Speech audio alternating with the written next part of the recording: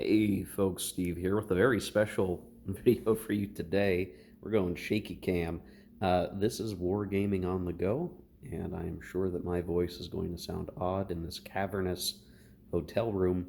I'm in Phoenix, Arizona for a concert, and I will be hanging out because there's a heat wave in Phoenix, which keeps me from wanting to be outside a whole lot because I'm used to much cooler weather. So I brought a war game with me for travel purposes. I've done this before, um, and what I decided to do is bring Pitt's War, a magazine game from Paper Wars. I want to say it was like issue 36 or something, 26, 36, from 2019.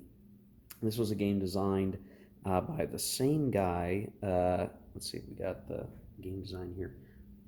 Francois Stanislaw Thomas, and this is kind of a extremely compacted version of some of Mr. Thomas's previous works. If you think about Nations in Arms, which is a game that I quite enjoyed a lot, this feels like a compressed version of that. Another one maybe similar to this would be Napoleon Against Europe, which is another design by the same designer. So this is not hex and counter. This is movement area, maybe more similar to Napoleon Against Europe, and is principally a two-player game. I've got the baggies that I have of the counters here. There's not that many of them. And I've got the map set out without plexi on my hotel room table here. I've got some of the coffee, in your hotel room coffee maker cups to be our random event marker holders, the opaque cups, which we need for these guys. And the way this works is based on the year. Certain of these event markers are in the pool to be drawn, and then the players, either side, the French side or the coalition side, can use those markers for certain benefits, either for diplomacy as an event that the marker is tied to, so you start to get the historical flavor bits in there. And just like the guillotine, or let's see, Corsica Kingdom, so something to do with Corsica there, and destroying a bridge. What are some other good ones here? Oh, Dos de Mayo. I think we understand what's going to happen with that one. So you end up drawing these and playing them. And what's unique about this game, what makes it worthwhile, is this is probably the only Napoleonic War game of any significant detail that does 1792 all the way. Well, that says 1811. You go up to here, 1812, 1815, as one continuous campaign. Even Nations in Arms basically gave you the War of the First Coalition, Second Coalition as sort of segmented scenarios. Here, you can optionally play everything from beginning to end. Now, that constrains what can happen, and in particular, obviously, the event chits are going to have a factor on all of this, but that is how we'll end up playing things out. And there's ways to check for victory conditions. There's things that happen along the turn track here in terms of the number of event chits that can be drawn or played. You have a events chart, or I'm sorry, terrain effects chart here. Probably not too surprising. What's important is that you're really looking at the keys, a concept in many Napoleonic games, but the concept of keys, key provinces, key areas that you need to control. Various regions have some special markings on them for the potential Grand Duchy of Warsaw here, and these revolt provinces where the Vendée rebels are going to pop up, areas that can be annexed directly into France, and all of that sort of thing.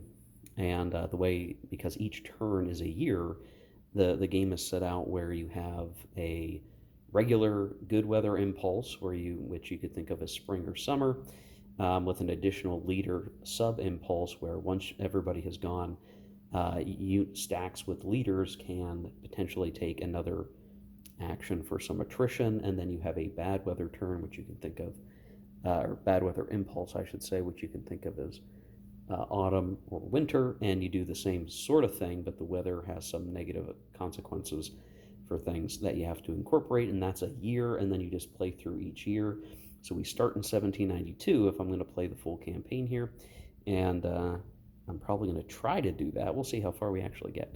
So this is before I'm even really set up. Now I've got a few printouts of things. I didn't bring the whole magazine with me. I brought the map, the counters, and I had printed off and bound myself this sort of rewritten, restructured rule book that's on Board Game Geek, which just takes the rules and sort of refinagles them a little bit.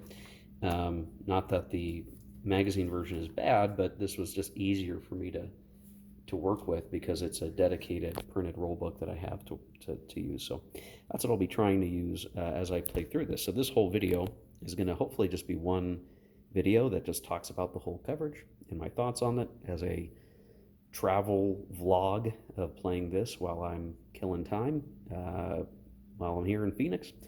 So yeah, that's what we're going to do.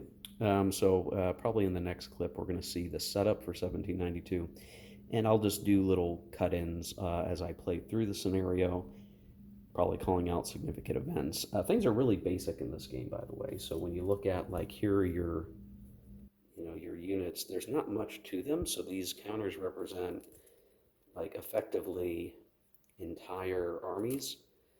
And even France doesn't have that many, that many counters, all things considered. But they're basically army level counters. So this is very zoomed out as opposed to Nations in Arms or Napoleon against Europe. You're very, very zoomed out. Each action is very deliberate, and you still can do some evasion, you can do some interception, you can do some movement around the map, but it is not going to be as detailed as, say, Napoleon against Europe or Nations in Arms. What I do enjoy is that there is this little Egypt side box, so you can have that campaign going. You can sort of establish your additional states like Italy. There's little flags here that show that this can become part of Italy, so Venetia, Venice, Venezia, Lombardy, and I can't remember, maybe that's it. Maybe it is just these two major provinces can become part of Italy. I thought maybe Genoa and Piedmont could but maybe not. Yeah, so that's how things are going to start off here, guys, and I will be playing it. It's two-sided, right? So I'll be playing as best I can as the French. I'll be playing the best I can as the coalition. You can influence minor countries, so you can bring them into the fold, and you can influence major countries, but the constraints around that are tight enough that it's going to go the way that you expect a history. There are some rails to ride here, and much of those are going to come from, again, these event sheds. And I think, there's probably going to be some in here that, there's political ones, there's combat ones, different ones are going to apply. And obviously when you force a country to surrender, you're going to get some terms. If a country like, say, Austria gets beaten twice, you can force them into a forced alliance, which is going to work pretty similar to how a lot of those other games work. So again, I think a thing that I find really interesting about Pitt's War, and I've not really had a good chance to play it properly, but my reading of it and my knowledge of it is, again, it tries to compress the Napoleonic Wars in as tight a box as possible, with still giving you plenty of detail to look at and enjoy in the game, and the map is reasonable and nice looking, that you get a feel for the whole period, but again, really boil down to the most important elements, and I think that's really rather interesting. So yeah, let's get 1792 set up and talk a little bit about what that looks like. Okay, here we are set up. Kind of got the table cleaned up a little bit more in the way that I had it. You can see setup. I've used the control markers just to help show alignment. Obviously, at the War of the First Coalition, France kind of stands alone against a gathering of different powers. We are actually only really fighting, if I double check this right, really only fighting Austria and its allies and Prussia um, at the beginning here. So we have a Prussian force under Brunswick. We've got some Austrian forces, though they're honestly a bit weak on the board. I mean, the Austrians have a lot of steps, but they're spread out. They have some allies. I just have to be careful who moves where because there are a number of countries that um, do not start allied in the coalition until next turn, and that includes the UK actually. So, despite all these British markers, that's really just a coalition marker.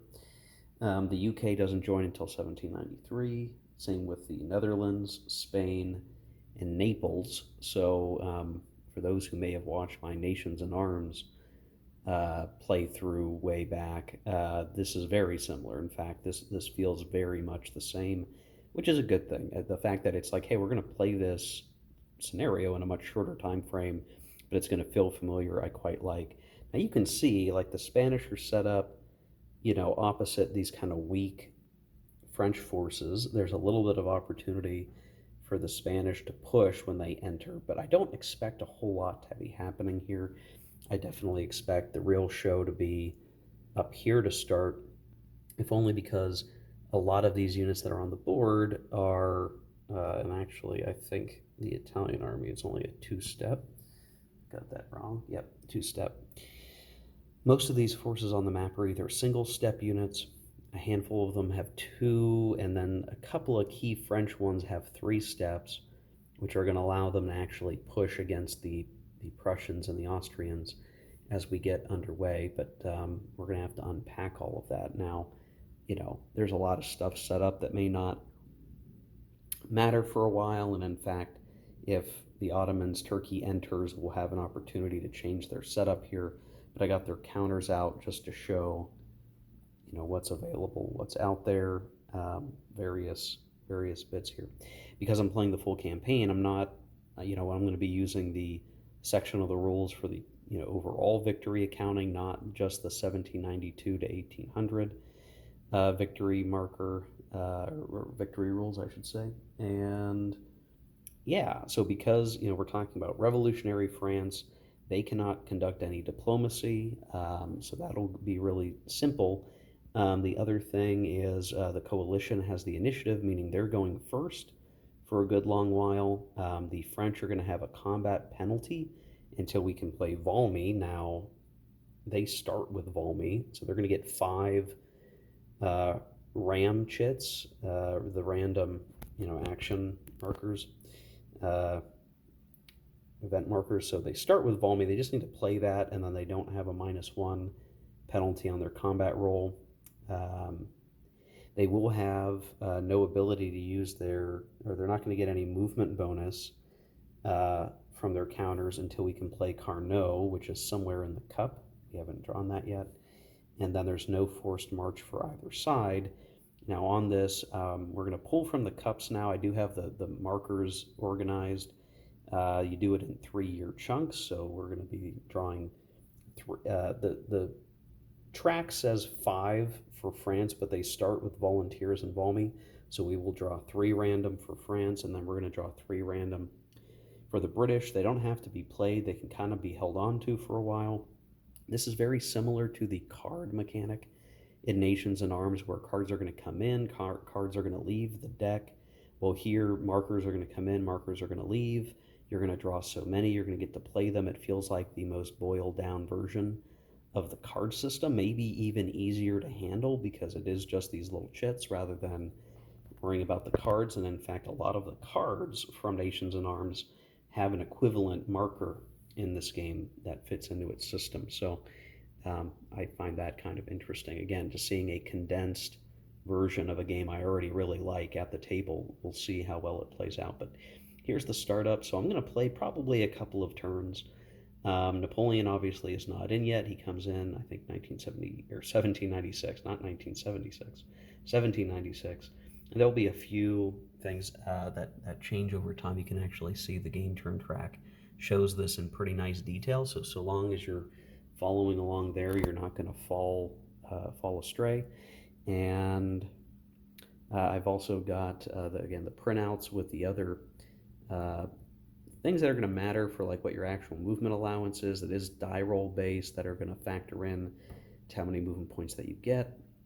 We have charts on recruitment points, a way to show recruitment points to keep track of those. I'm not sure I'm actually going to use that sheet that I printed. And then what's nice is in this hotel room, there was this extra table that rolls out, and I was able to kind of pivot, pull it over perpendicular. So I've got the roll book printed out, I've got the markers set up, and then I've got the force pulls over here. So this is all turning out to be a really nice little war game setup here for me. Um, the one thing I need to be careful of is on the back of a lot of these markers are going to be markers for like 1808 and beyond. And I think some of them have some errata, so I'm going to have to watch really carefully as I get deep into the later half of the game, making sure that the markers, I pen them up and show the errata. I fix them up as I come across them, and I don't screw up what markers are available when. So we'll see. The Russians are not in it. That requires a very particular um, chit for the Second Coalition, which is not even in the cups yet. So it's going to follow history pretty closely, I think, just due to the way that the schedule of those event markers are being handled. So yeah, there you go, guys. Now I'm going to play some, and we'll come back and show how things are progressing. Okay, here we are at the end of turn one, I guess. Pretty interesting turn. I think this game does a good job of making the back and forth interesting because you basically, you're going to move everything maybe once, and then leaders can go again. And at the beginning of this game, there's really only a couple leaders on the board, a French leader and a Prussian leader, and so it's really about those armies and what they're going to do. And then you have the bad weather turn, which the bad weather is really not that bad, so you get to kind of go all over again. Um, I think the interesting thing is because the British are not yet in, that has given the French a lot of latitude. They use their volunteers. They've executed fairly well. So Piedmont is kind of, I'm not sure if I'm guessing Piedmont and Sardinia are part of one country. Maybe I'd have to look at nations and arms to be sure, but at the very least, Piedmont is under control, and Sardinia did a landing, got knocked out, so this is kind of an open spot. Not sure what to make of it yet.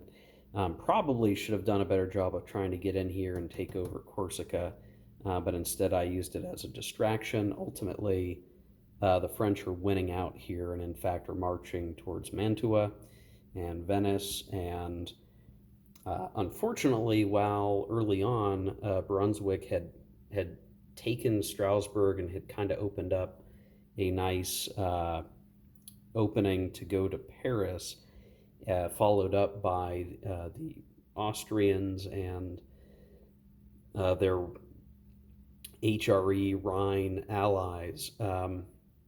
A lot of bouncing forth. Stacking is an issue for the coalition based on the leaders and like how much of your force can be stacking with friendlies, I guess. So Brunswick was making a lot of progress. Dumero had Demurier, I think is how you pronounce that. He knocked out, took Flanders really easily, and kind of swept down and relieved Strasbourg, and has proceeded to kind of knock the Prussians actually pulling back to try to get to safety so they don't get eliminated. And Demurier was just as happy to relieve Strasbourg. At this point, we're going to be annexing. I guess I should have marked it like this, I guess, but we're going to be annexing this region here, annexing the Palatinate along with Flanders because I've taken those. It's not hard to grab control of places like a zone like that. You don't need to do anything. You can leave it alone, but to say absorb Flanders, you have to take Anvers and Brussels. And then for Palatinate, because there's a city in each one, both Cologne and Mons, you actually have to spend the movement points to gain control of those territories. At least I think that's the way it worked. Should work. It seems to be the way that it works, but either way, those have been annexed now at the end of this turn into the French country. We're pushing, again down here. So Genoa has been taken. Lombardy, we're pushing into, grab the key. There's still a lot here, that could come up. I think the funky thing is on this first turn, you don't. There's no real production, so there's a lot of stuff that's going to come onto the board this next coming turn, and the coalition can play the famine that's going to disrupt some of the French. But the key thing is the French have, kept the coalition from holding their keys, so they can still have pretty good production. They have a really great opportunity to possibly smash into here and take southern Germany, potentially. Could also look at darting up here and fighting through Hesse or Erfurt in the Empire region. But as we know, going into next turn, the British will be in, the Netherlands will be in, Hanover will be in, which opens up danger back into Flanders. And we're going to have to worry about the Spanish, and things are going to get more complicated from here, certainly. But as a first turn, I mean, it was interesting, kind of the back and forth, and it did remind me a lot of Nations in Arms, and that's a good thing here. Again, everything being compressed. The one regret so far, and this is just turn one, is I do wish the rules were a little clearer. This is another one of those, things in translation. There's some verbiage bits that I just wish were a little bit clearer, but I think I've got it. I had the same problem with Nations in Arms. I think this is just the thing that haunts some Napoleonic games, particularly those that may have been written in French originally. But so far, so good. I'm having a good time. So I'm going to play through I'm probably going to play through a couple of turns, 1793, 1794, maybe get to the end of this band of 3 turns, and then I'll just report in every 3 turns after that, just because I don't want this video to be eternally long. I want you guys to be able to at least get a sense of it as I go, and we'll do it that way. But yeah, this first turn, interesting, back and forth. The volunteers chit really mattered for the French. Valmy has been played. A few other bits have been played.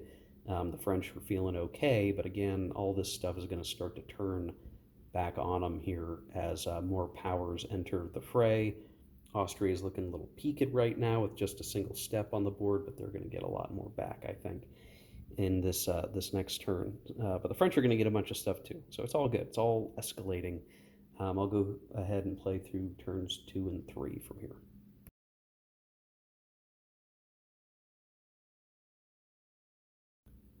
Okay, here we are after 1794. We're getting ready to ramp up the chits for the next 3 years. I have to say it's been pretty remarkable set of circumstances here, trying to get the counters right, trying to conserve control markers. I thought for a little bit that France was going to run away with the game because, as best as I could tell, and maybe I need to check the automatic victory conditions, but yeah, I don't think the automatic victory conditions would make the game end here. The French knocked Prussia out of the war, not via a treaty marker chit, but just straight up conquering. Like, we ran away with it.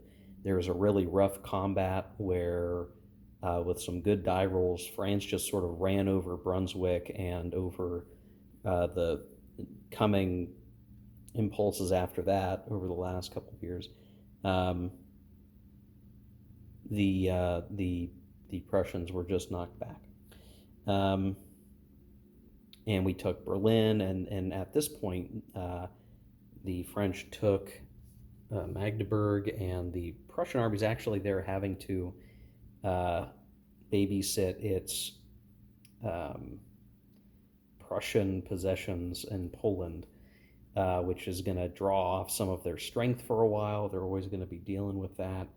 That's going to reduce the ability of the Prussians to make a lot of headway. So there's that. Most of Germany proper at this point, besides Prussia has been conquered by France, and I don't know what you want to look at. It's like in the process of standing up a sister republic here. I don't know. We've annexed these areas. Netherlands is French. Hanover is in the process. Maybe if we can get the Erfurt shit eventually, it'll get turned into Westphalia. Saxony has been conquered. The Empire region is conquered. Bavaria is conquered. South Germany is conquered, and we were making headway in Austria, but this last couple of segments, the coalition really turned things around. Mantua was besieged, but via some concentrated effort from the Austrians in 1794, um, and some judicious play of cards that got rid of Dumouriez at the worst possible time, and what was this gigantic French army here got picked apart, and only by pulling, our newer leader, Hoch, all the way from the Netherlands. I had to pull him down to kind of save the French army, the North Army, all the way down here in Salzburg, outside Vienna, dealing with the Bohemian army. And that was to save the French position down here. The Italian Austrian army eventually, thanks to some support from Naples and Britain, marching through here. We had actually, I'm trying to think. Did they one? Two, I can't remember. This maybe shouldn't be French anymore, but they came up, distracted some of the French forces here, and eventually the Austrians, pushed out and have reconquered Piedmont, even though the French had it previously, Genoa, and there's a little British speck of an army that is in Marseille right now because it navally moved to Genoa and then moved into Marseille, and that's just to be a thorn in the French's side. Now, that's all this theater, right? I mean, I guess, with most of Germany now under the control of the French, that certainly helps them until they play the Erfurt marker. They're not getting the most bang for their buck there, but it is helpful. Fighting in Austria right now is not good for the Austrians, but Italy now has taken a dramatic shift in the coalition's favor. Now, Spain is in a funny situation because, like Prussia, we actually conquered Spain, and we annexed Girona and St. Sebastian here, which is why they've got French markers, but really Spain is recovering. They're out longer than Prussia is. Prussia is actually going to be able to come back into the war this turn at 1795 because the die roll for the mandatory peace was really short. I rolled a 1. Now Spain is out for another couple turns, so I could kind of take these guys and kind of surge them east. Maybe I should have done that earlier, but I just have to be careful because once they come back in, we're going to have to deal with them. And this is all before the War of Liberation kind of stuff. So this is like early Spain conquer during the War of the First Coalition. So we could see Russia show up before long. France has certainly had its opportunity with all of its steps to get most of their force pull on the board. Now that's starting to get chipped away, and it's really uncertain on what exactly is going to happen next, because I think there's just so much. I think Tuscany probably should just be. I can't remember exactly how these guys moved. There we go. It was kind of interesting. I really thought France was going to run away with it because of the Prussian and Spain early defeats, earlier than historical, but the coalition still got enough forces. Now we'll see how this evolves from 1795 to 1797. Those are going to be these next 3 turns. Napoleon is going to show up, not this coming turn, but next turn. The Austrians are going to get a pretty decent leader. Brunswick is going to be out of the game.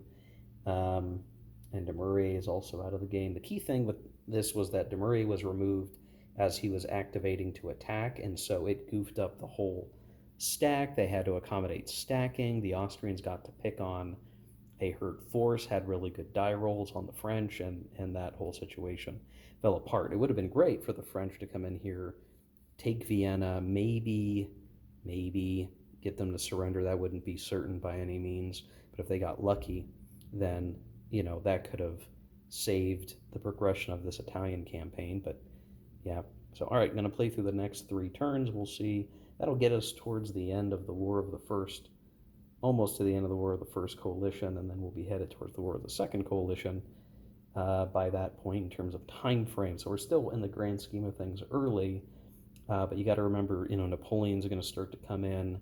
The French really can't even conduct diplomacy right now, so just purely off conquering, and they're racking up some good results here. So we'll go from there.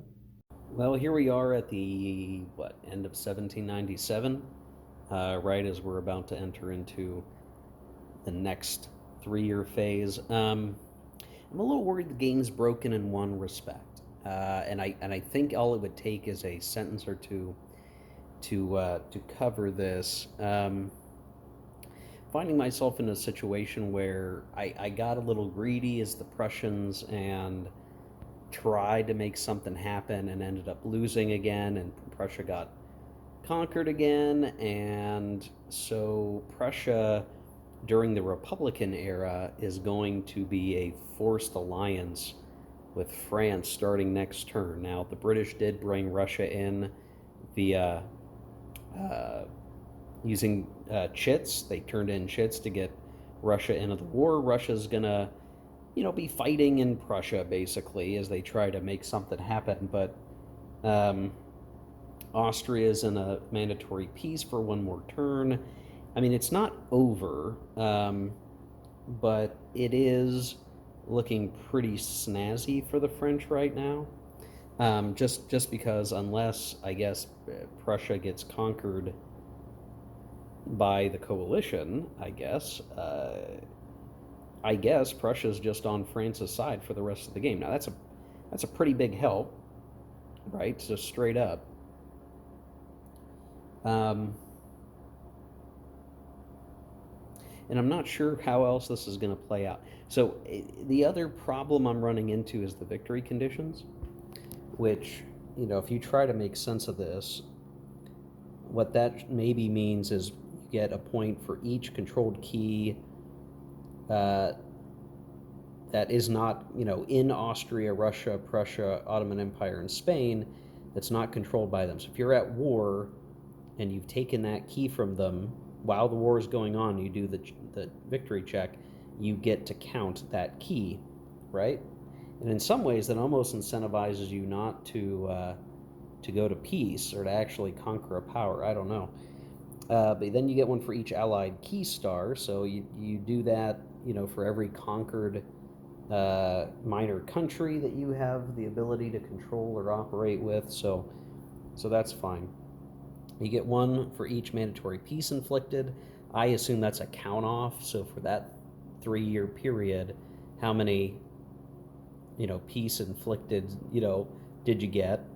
One for each forced alliance in effect. So that, check if you're in any forced alliances.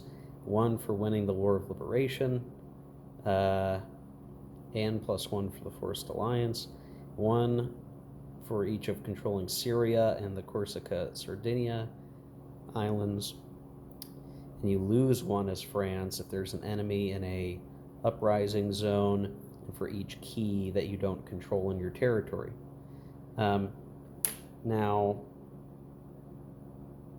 I don't know.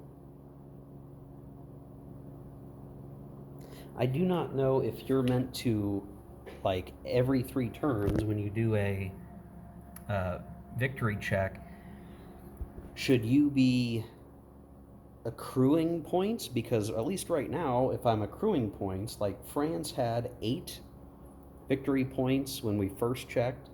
France now has 13 as of this check, if I'm counting correctly, and I could be getting that wrong. If I'm accruing them, I'm at 21, which means it's only going to take, maybe one more to do it. And that doesn't quite feel right, so maybe it's just supposed to be that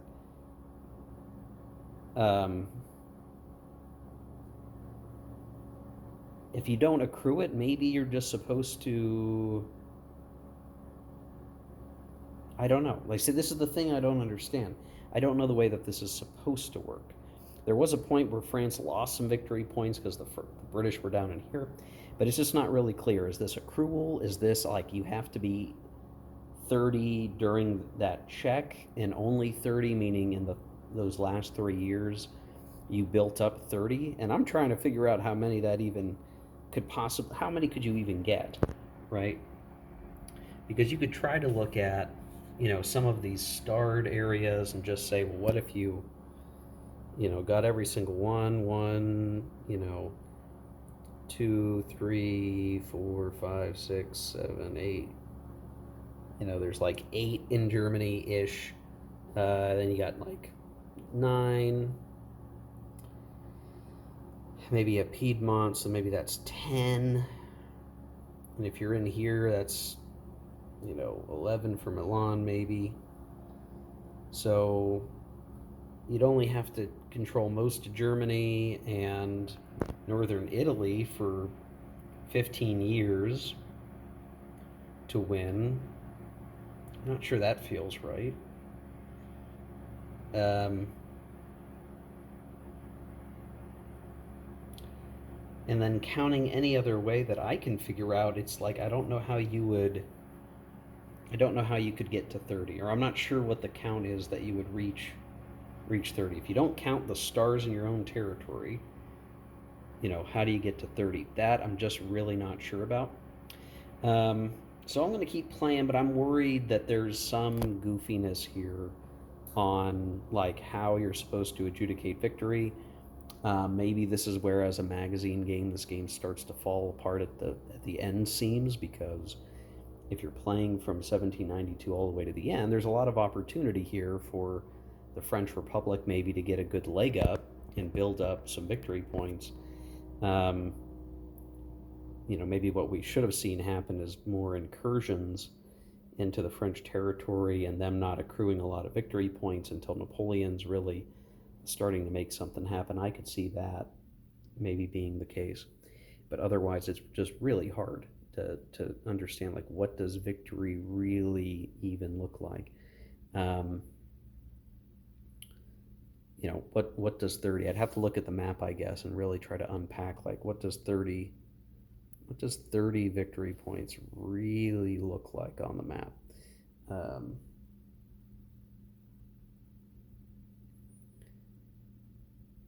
I just don't see where the 30 comes from.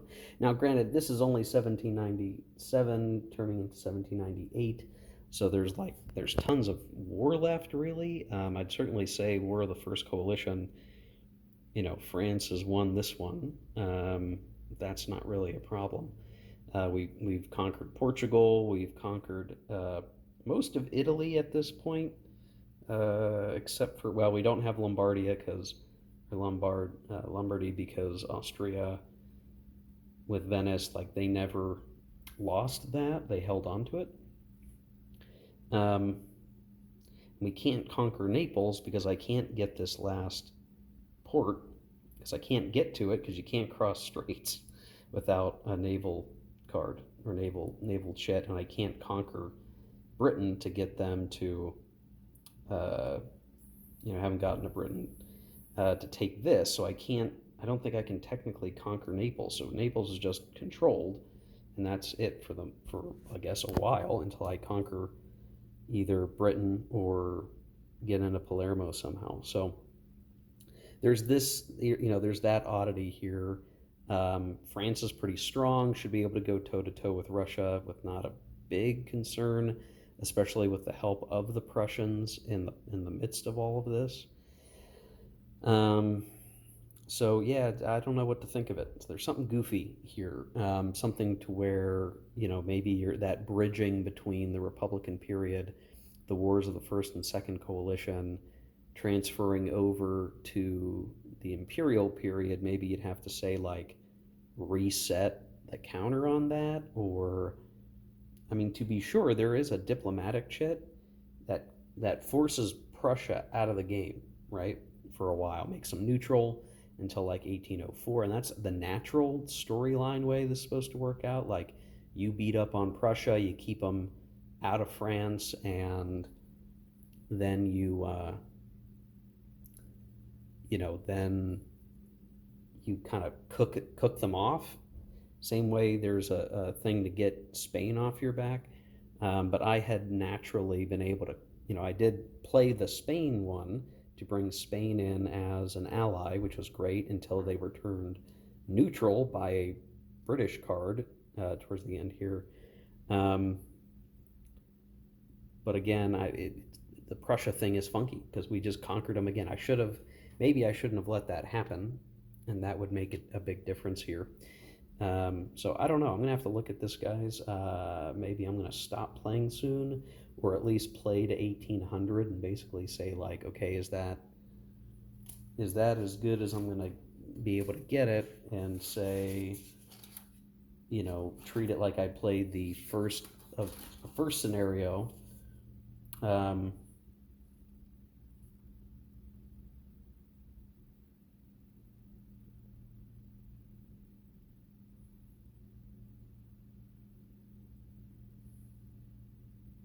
Because even right now, like we'd be edging in on at the end of 1800, which is, granted, it's 3 turns away.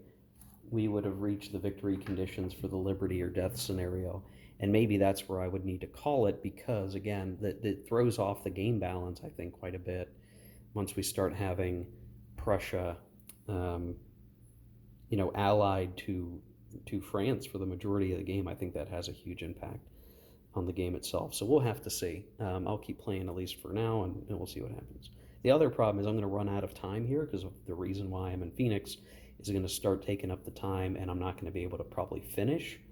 So my objective would be, to finish playing this next 3 years, get to the end of the 1800 year, and call it a wrap with probably a French victory, and maybe try out the Imperial period scenarios when I'm back at home. So um, I'll give you a cut here, and I guess I'll have arrived at a conclusion if I played the next 3 turns and have made a decision. All right, well, here we are at the end of 1800. Ended up never trying to go for Egypt. There's too much going on in Europe to bother doing that. The French finally got into Lombardy. We did not get into Venice before the timer ticked out.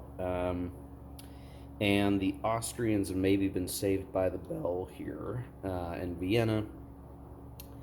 And the Russians have been defeated and forced to cede some territory, with Napoleon marching up to St. Petersburg, having defeated, though it was a close-run thing, the Russian army on kind of a shoestring budget. So that was kind of interesting to see happen here. Leaving very little in the way of home protection. But the British, it's hard to figure out how to use the British in this particular scenario, because in this early revolutionary period, because if they're kind of knocked out of Naples, they can continue to annoy by landing in Palermo and coming up, but there's not much more to do. By the way, we brought Russia in via diplomacy, right? So that was like not with the chit, but with diplomacy, because it's all really the coalition could do is use markers that it didn't think it was going to end up needing, to try to bring in folks. I was probably going to try to bring in Turkey. I'm not sure if that really would have changed anything, because the main fighting was really here. And ultimately, while Prussia was under threat of potentially being conquered, they managed to get themselves out of that situation. And then you can see there's Napoleon here in Prague, and Massena facing off against Archduke Charles outside of Vienna at this point. So things are going to start to kind of wrap up. If I were to decide, hey, this is it, because this actually is the last part of the video. I gotta go home. So what time I've had to play the game has not been as much as I thought it might have been.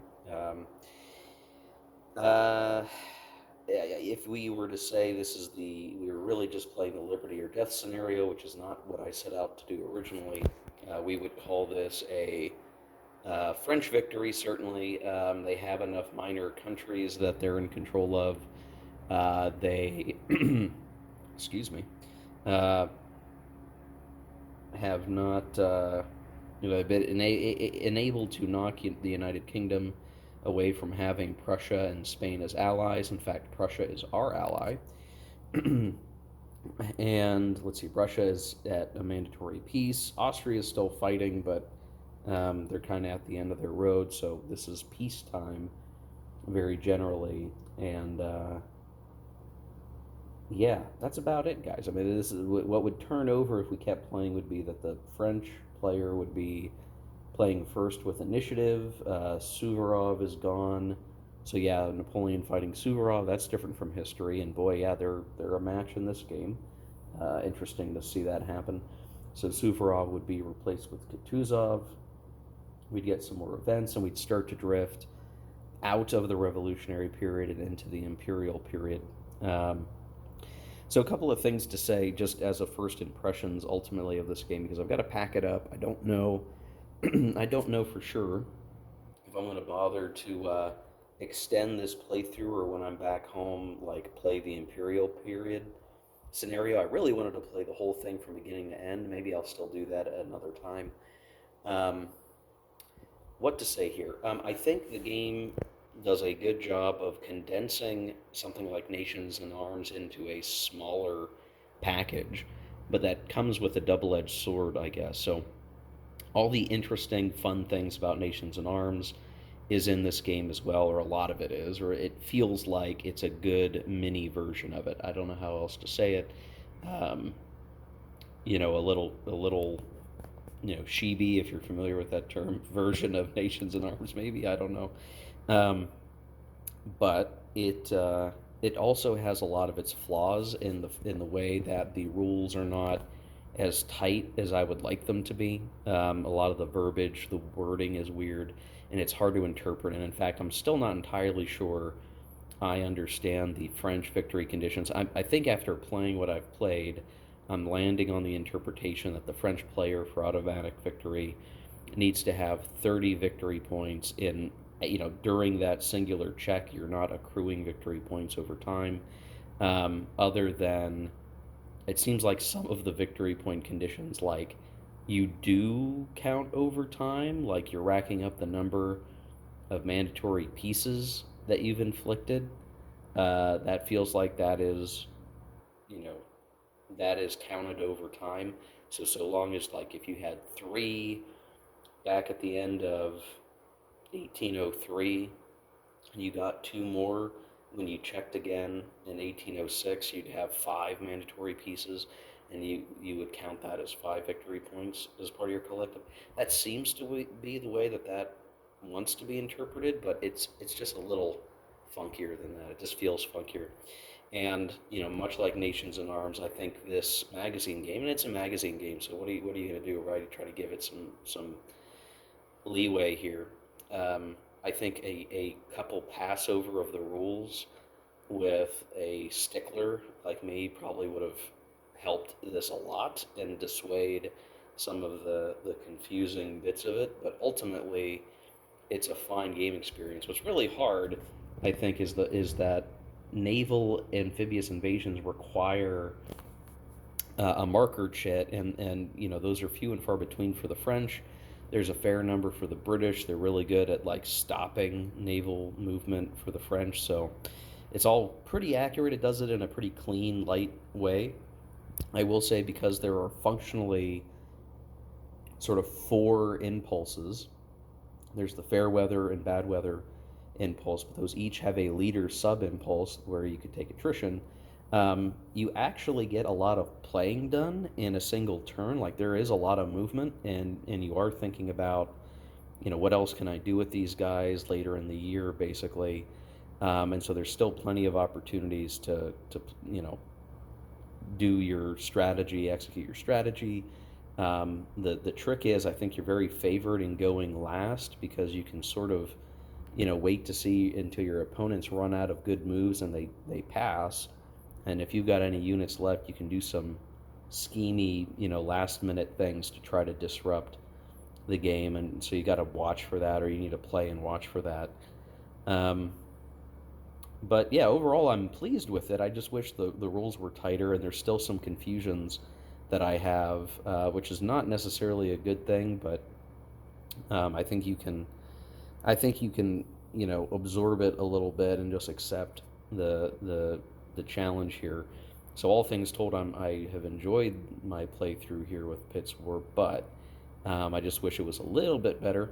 But for what it is, as a magazine game, I mean, honestly, guys, like this is certainly one of the better magazine games there is to play.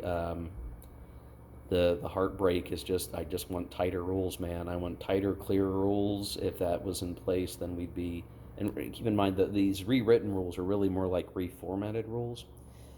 So even if I were using the magazine or these rules, like the language of the rules is the same across um, both artifacts here. So it's not as though the rewrite it really did anything. It was more of a reformatting. The clarity of the rules still leaves something to be desired in either case. So if you're willing to deal with that, and this feels a lot like my Nations in Arms review, even if this is more of a first impressions partial review, um, they're similar. They're similar in the fact that ultimately, uh, as you see, it made fine for a travel game, but as it relates to Nations in Arms, it gives you a pretty compelling Napoleonic Wars feel. Granted, I only played the Republican period, the Revolutionary period, and you really need to play the Napoleonic period proper to have a better gauge of it. But I'd say right now you're getting a pretty interesting and fun uh, Napoleonic period game with some rough bits around the edges, and you need to decide, can you deal with that or not? I can deal with that up to a certain level of patience, and it worked out fairly well here. I definitely, if I played again, I would play better as the coalition. I think I'm thinking through different ways to handle situations. Should have been much more willing to try to evade the French, because it turns out that was really helpful for the Russians and eventually the Austrians to have some survivability. So, um, yeah, this was a good one, guys. So I'm looking forward to actually playing this some more at some point. I don't know how soon, but maybe when I get home, if I'm really feeling it, I'm going to follow this up with some home play and, redo it maybe a little bit and actually try to get to 1815. That'd be grand. So thanks for watching, guys. Gaming on the go. Sometimes you just got to do it, man. Take care, guys. See you in the next one.